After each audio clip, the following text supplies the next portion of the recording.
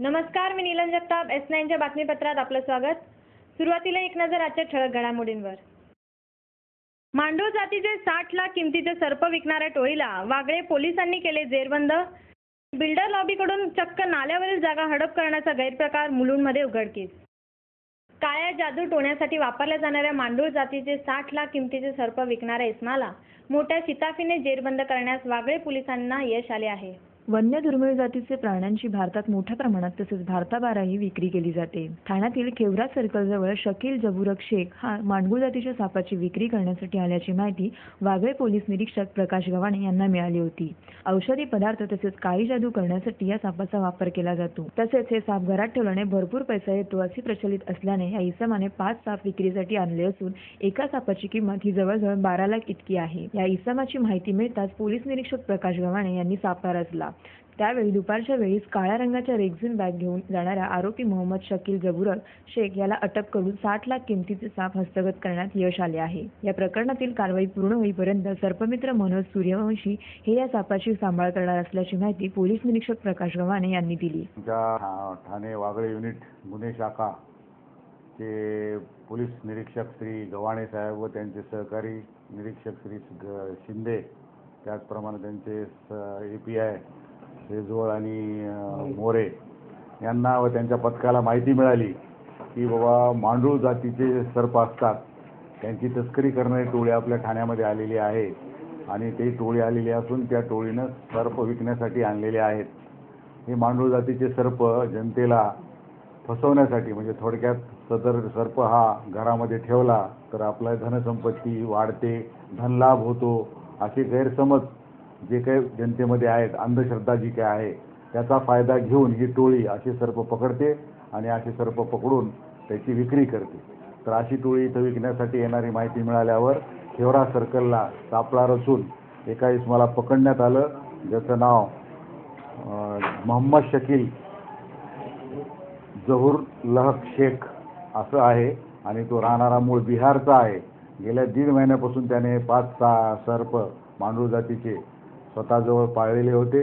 त्याचा एक साथीदार आहे, त्याला अद्याप आम्हाला अटक करणं बाकी आहे आणि ह्याची मार्केटमध्ये किंमत जसं ग्राहक मिळेल त्याप्रमाणे त्याची किंमत ठरवली जाते. त्याच्या सांगण्याप्रमाणे, आरोपीच्या सांगण्याप्रमाणे सदर सर्प एकाची किंमत वजन जर 3.5 किलोपेक्षा जास्त असेल तर त्याची किंमत अंदाजा 10 ते 12 लाख रुपये सांगितली जाते आणि त्यावर मग ग्राहक कमी जास्त करून तो खरेदी करतो. अशी एक श्रद्धा आहे की बाबा हा सर्प घरामध्ये ठेवला, पाळला तर आपली धनसंपत्ती वाढते, घर भरभराटीला येतं. किंवा समजा काळी जादू म्हणून एक प्रकार आहे, तर ती काळी जादू नावाचा प्रकार जनतेला फसवण्यासाठी वापरला जातो. ते काळी जादूसाठी सुद्धा ह्या सर्प मित्राचा म्हणजे सर्पाचा फायदा घेतला जातो आणि ही टोळी हाच व्यवसाय करते. हे रॅकेट तसे यापूर्वी पश्चिम महाराष्ट्रामध्ये सुद्धा अशा प्रकारे साप पकडले गेलेले आहेत, नागपूरकडे पकडले गेलेले आहेत. त्याचप्रमाणे आता ठाण्यात पहिल्यांदाच आपल्याला एकाच वेळी 5 हे मांडूळ जातीचे सर्प मिळालेले आहेत. तर अशी टोळी सर्वत्र कार्यरत आहे. तर त्यांचा मागोवा घेऊन, शोध घेऊन मिळालेल्या माहितीप्रमाणे त्यांना पकडलं जातं. पोलीस त्याचप्रमाणे फॉरेस्टचे अधिकारी सुद्धा याच्यावर कारवाई करतात. मी आहे, परंतु त्याची इंटरनॅशनल किंमत आता आम्हाला काही माहिती तेवढी नाही, त्याबद्दल असेल त्याच्यापेक्षाही जास्त असू शकते. व्हिडिओ जर्नलिस्ट उमेश परबसह Sarika Salunkhe, S9 news Thane. Monsoon पावसाला सुरुवात होऊन 2 दिवस उलटत नाही तोवर श्रीरंग सोसायटीतील रहिवासी निलेश निवाटे यांच्या घरातील स्लॅब हे दुसऱ्यांदा कोसळले असून सुदैवाने यात कोणतीही जीवितहानी झालेली नाही. ठाणे महानगरपालिका परिसर क्षेत्रातील धोकादायक इमारती पुनर्बांधकामाविषयी ठाणे महानगरपालिका दखल घेत नसल्याचे एका घटनेतून उघडकीस आले आहे. ठाणे महानगरपालिका परिसरातील श्रीरंग सोसायटीमध्ये निलेश निवाटे यांच्या राहत्या घरी स्लॅब आज पुन्हा कोसळला. मागील महिन्यातही येथे स्लॅब कोसळला होता, मात्र याबाबत सुनियोजित अशी कोणतीही उपाययोजना केली जात नसल्याचे या घटनेतून उघडकीस आले आहे. पावसाळा सुरू होऊन 2 दिवस उलटत नाही तोवर प्रशासनाच्या हलगर्जीपणाच्या घटना घडायला सुरुवात झाली आहे. 30 वर्ष जुन्या अशा या इमारतीत उर्मिला निवाटे या वास्तव्य करीत आहेत.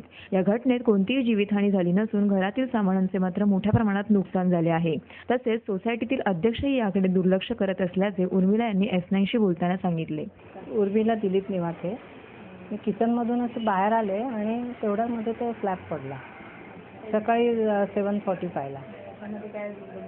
नाही, काही तसं लागलं नाही मला काही. 30 वर्ष झाली, पण असं 2-3 वेळा झालेलं आहे. म्हणजे स्लॅब पडून माझं बरंच काही नुकसान, म्हणजे वॉशिंग मशीन एकदा तुटलं, एकदा गॅस पण हे पूर्ण लिकेज झाला होता, तुटला होता, म्हणजे आपली शेगडी. आमच्या सोसायटीमध्ये आहे ना मोठी, तसं लक्ष देते, म्हणजे नाही असं नाही, काम करतात. पण आता शेवटी सगळ्यांनीच केलं पाहिजे ना काम. माझ्या जे वरती राहतात ते काम त्यांनी केलं पाहिजे. आमच्या मागे पाईपचं लिकेज आहे, ते वेळच्या वेळेवर करत नाही. पावसातच नाही, उन्हाळ्यात 12 महिने पाणी गळत असतं. ते तर दोनदा झालं माझ्या घरात. पॅसेज पडला होता तेव्हा पूर्ण वॉशिंग मशीन तुटलेलं. तेव्हा मला थोडंसं लागलेलं इकडे हाताला, पण तेव्हा मी सोसायटीत सांगितलेलं. पण त्याला झाली आता 6 वर्ष झाली. काय नाही हो, काय हे येतात, काम करतात, जातात. आता आमच्या इथे तसं बघायला तर शिंदे म्हणून आहेत, तर ते होते म्हणजे पहिले त्यावेळेला. सांगितलं त्यांना, काही ॲक्शन नाही घेतलं त्यावेळेला. घटनास्थळी उपस्थित असलेल्या बांधकाम अधिकाऱ्यांनी धोकादायक इमारतींच्या उपाययोजनांसंबंधी केवळ आश्वासने दिली. पण आपण 18 बिल्डिंग धोकादायक म्हणून ऑलरेडी जाहीर केलेले आहेत. मार्चमध्ये 11 केले होते आणि त्यापूर्वी 7 केलेले आहेत. आणि 4 बिल्डिंग आपल्या याच्यामध्ये तपासणीमध्ये चालू आहेत, त्याच्यात आपण प्रोसेसमध्ये आहेत. त्यातली ही बिल्डिंग आहे, त्याला ह्या पण धोकादायक आहेत. त्याचा 1-2 दिवसामध्ये त्याच्यावर निर्णय घेण्यात येणार आहे. मुंबई प्रांतिक महानगरपालिका अधिनियमातील ज्या तरतुदी आहे त्या तरतुदीप्रमाणे महापालिकेकडून कारवाई केली जाईल. व्हिडिओ जर्नलिस्ट उमेश परबसह सारिका साळुंखे, S9 न्यूज ठाणे. चंदनवाडी येथे राहणाऱ्या 8वी इयत्तेत शिकत असणाऱ्या 13 वर्षीय मुलीने गळफास लावून आत्महत्या केल्याची दुर्दैवी घटना घडली आहे. मात्र आत्महत्येचे कारण अद्यापही उलगडलेले नाही.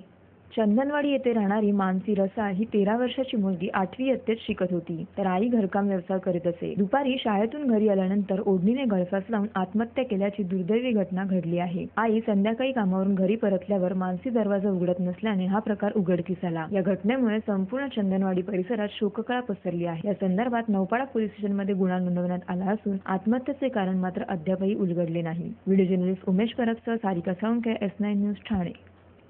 S9च्या बातमीपत्रात वेळ झाली अल्पशा विश्रांतीची.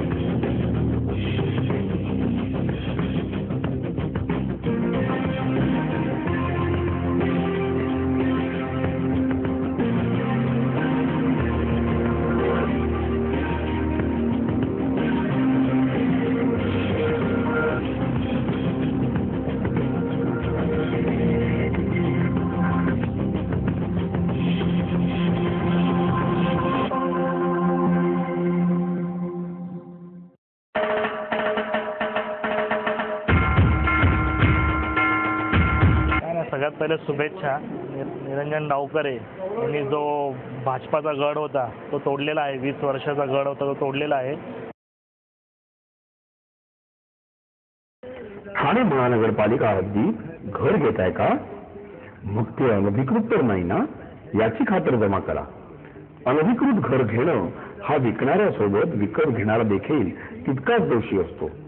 तेव्हा घराची डोळस खरेदी करा. आपली कुठे फसवणूक तर होत नाही ना, यासाठी ठाणे महानगरपालिका मुख्यालयातील 4थ्या मजल्यावरील बांधकाम विभागात घराचा सर्वे नंबर, टिक्का नंबर याची खातर जमा करा. घराचं स्वप्न अवश्य करूया साकार, पण अनधिकृत घराचा नका करू कधीही विचार. अधिकृत घर म्हणजे उद्याची देखील निश्चिंती. अनधिकृत घराचे दार म्हणजे डोक्यावर कधीही तोडण्याची टांगती तलवार. जगणं तुमचं होऊ दे सुरेल गाणं, स्वच्छ सुंदर आणि अधिकृत घरांचं हसरं ठाणं.